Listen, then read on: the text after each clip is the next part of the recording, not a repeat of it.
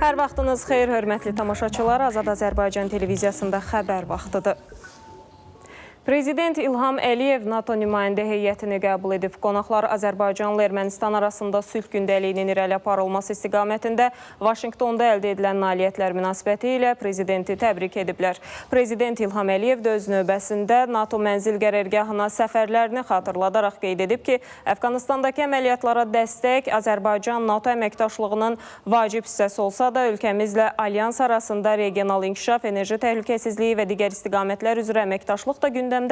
Dövlət başçısı qeyd edib ki, ordumuzun müasirləşdirilməsi prosesi bundan sonra da davam edəcək. Görüşdə Azərbaycan-NATO əməkdaşlığının perspektivləri müzakirə olunub, regional və qlobal məsələlərə dair fikir mübadiləsi aparılıb.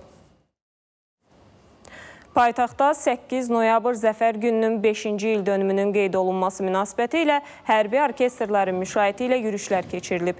Yürüş Qəzənfər Musabeyov parkı, Əbdürrəhimbəy Haqverdiyev küçəsi, Hüseyin Cavid prospekti, Hüseyin Cavid parkı, Parlament prospekti, Şəhidlər xiyabanı istiqamətlərini əhatə edib.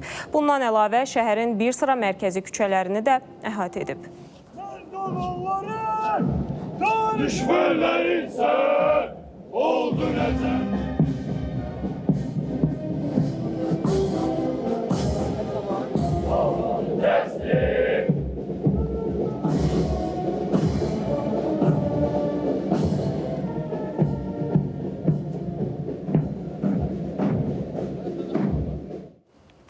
Xankəndi şəhərində də Zəfər gününün 5-ci il dönümü münasibəti ilə hərbi yürüş keçirilib. Şəhərin mərkəzi küçəsində hərbi orkestrlərin müşayiəti ilə təşkil olunan yürüş şəhərin girişinədək davam edib.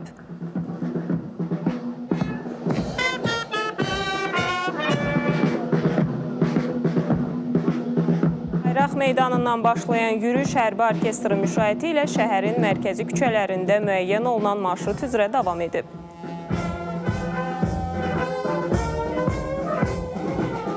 Zəfər gününün 5 ili ilə əlaqədar Laçında da hərbi yürüş keçirilib.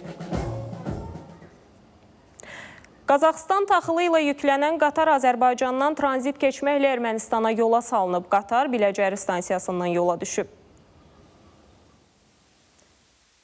Biləcəri Hacıqabul böyük kəsik marşrutu ilə hərəkət edən yüklər Gürcüstana, oradan isə Ermənistana daşınacaq. Rusiyadan yola salınan və Azərbaycan ərazisindən tranzit keçməklə gedən 1048 ton 800 kiloqram taxıl, yüklü 15 vaqon isə ötən gün böyük kəsik stansiyasından Ermənistana göndərilib və Buğda Partiyası Ermənistana çatıb.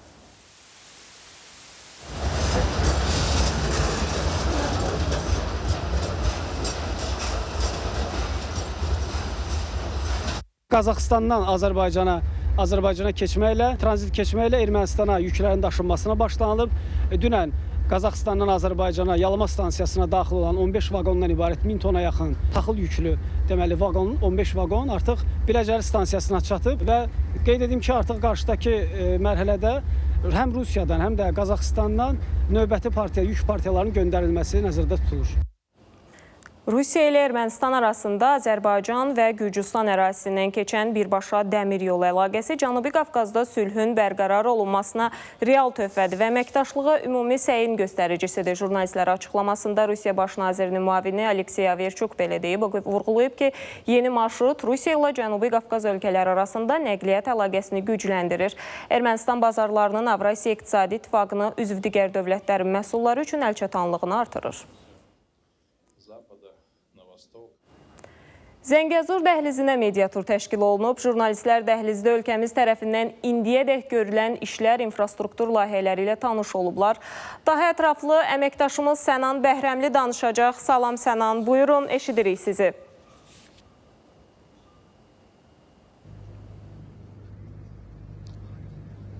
Salam Mələk, hər vaxtınız xeyir olsun. Sizi Zəngəzur dəhlizindən dəqiqliklə desək, Zəngəzur dəhlizinin bir hissəsini təşkil edən Zəngilan rayonunun Ağbənd qəsəbəsindən salamlayıram. Hazırda biz qəsəbədə yerləşən dəmir yolunun üzərindəki tuneldəyik. Qeyd edim ki, tunel dəhlizin əsas mühəndislik elementlərindən biridir və burada işlərin yekunlaşması ilə ölkəmizin qərb və cənub-qərb bölgələri arasında dəmir yol əlaqəsi tam bərpa olunacaq.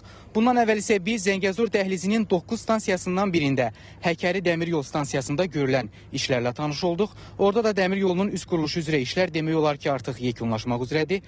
Medianın İnkişaf Agentliyinin təşkil etdiyi mediaturun növbəti dayanacağı isə Ağbənddə inşa olunan avtomobil yolu tuneli olacaq. Bu tuneldə Zəngəzur dəhlizi üzrə Füzuli, Zəngilan, Ağbənd magistralının əsas hissələrindən biridir. Daha müfəssəl məlumatları isə ATV Xəbərin 20:30 buraxılışında diqqətinizə çatdırmağa çalışacağam. Hazırda mənim çatdıracaqlarım bu qədər. Buyurun Mələk, söz yenidən sizdədir.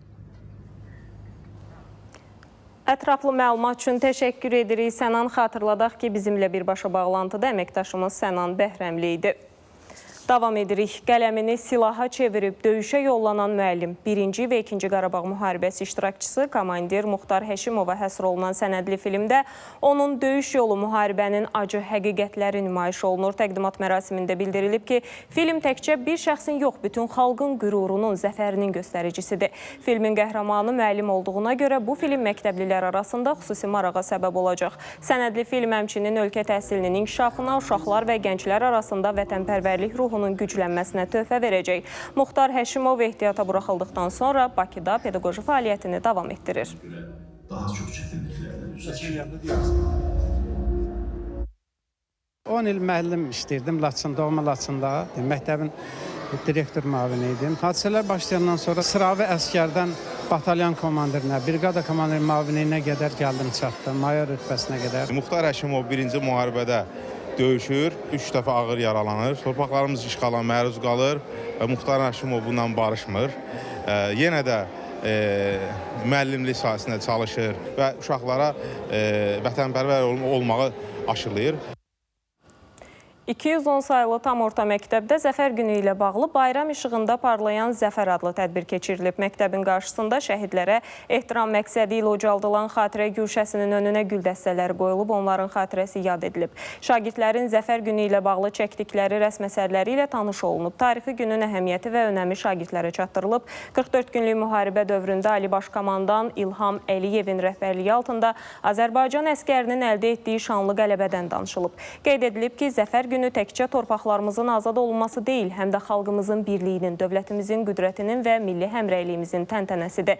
Şagirdlər vətənpərvərlik ruhunda qələbə, əhval-ruhiyyəli tamaşalar, şeirlər və musiqi nömrələri ilə bu əlamətdar gündə çıxış ediblər.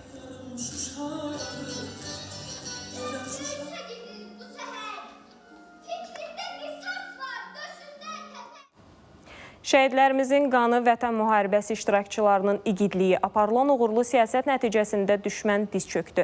Yasamal rayon icra hakimiyyətinin və YAP rayon təşkilatının birgə təşkilatçılığı ilə Zəfər gününə həsr olunan suverenliyimizin Zəfər təntənəsi adlı bayram tədbirində bu barədə danışılıb.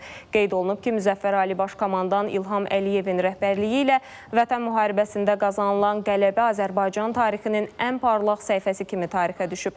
Şəhid ailələrinin, müharibə iştirakçılarının, kursantların və ictimai nümayəndələrinin qatıldığı bayram tədbirində vətən müharibəsində qazanılan tarixi zəfərin hər birimizdə qürur hissi yaratdığı vurğulanıb.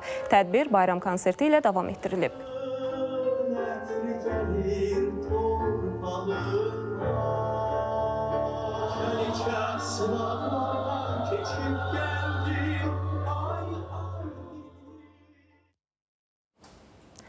Qarabağ UEFA Çempionlar Liqasının əsas mərhələsinin 4-cü turunun oyununda doğma meydanda Chelsea ilə qarşılaşıb. Stadionda o çevirib. İkinci hissədə Chelsea məğlubiyyətdən xilas olub. Aleksandro Garnacho 53-cü Napoli klubunun qonağı olacaq. Bugün televiziya və radio işçilərinin peşə bayramı Azərbaycan televiziyası və radiosu günüdür. 1926-cı il noyabrın 6-sında Azərbaycanda ilk dəfə radio verilişlərinin yayımına başlanılıb. Həmin gün paytaxtın küçə və meydanlarında qurulmuş reproduktorlardan danışır Bakı ifadəsi yayılıb. Azərbaycan televiziyası yaranandan sonra isə bu tarix təkcə radionun deyil, teleradionun yaranma günü kimi qeyd olunmağa başlayıb. Bakı televiziya studiyası isə ilk dəfə 1956-cı il fevralın 14-də efirə çıxıb.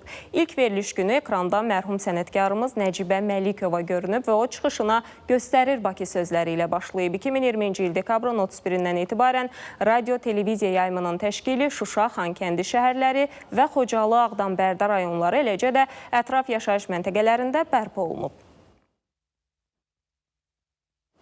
Bayramımız mübarək. Bu saata isə çatdıracaqlarımız bu qədər. Sağ olun, salamat qalın.